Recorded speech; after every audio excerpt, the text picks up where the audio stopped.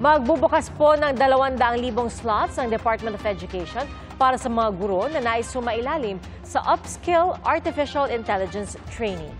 Saksi si Mark Salazar. Kasabay ng pag-usad ng teknolohiya, partikular ng artificial intelligence, hindi dapat mahuli ang mga guro ayon sa DepEd. Kaya magbubukas ang DepEd ng 200,000 slots sa libreng upskill AI training para sa mga guro. The use of AI will be mandatory. It would be like the ability to use a computer and maybe even more. So that's why, sabi nga, your job may not be under threat, but someone with AI who knows more about AI you might be under threat from that person. So, ang gusto natin, lahat ng teachers natin can be AI savvy. Joint project ito ng DepEd at ng isang online platform sa harap ng banta sa trabaho ng mga taong hindi hahabol sa teknolohiya. You may not change your role, but your role is changing on you.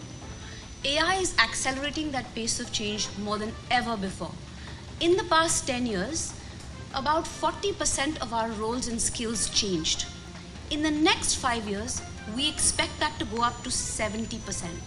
Ang gurong si Daisy Kimpo, matagal nang in-embrace ang AI technology sa pagtuturo at itinuturo na rin niya sa kanyang estudyante ang ethical use o responsableng paggamit ng AI.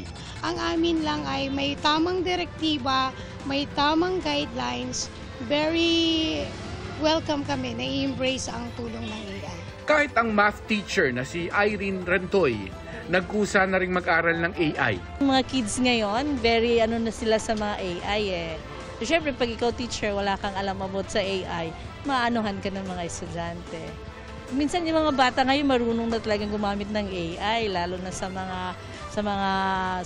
comprehension. Ayon din sa DepEd, may ginagawa na silang hakbang para magka-internet ang mga guro sa mga liblib na paaralan sa bansa. Para sa GMA Integrated News, ako si Mark Salazar, ang inyong saksi. Mga kapuso, maging una sa saksi. Mag-subscribe sa GMA Integrated News sa YouTube para sa iba't ibang balita.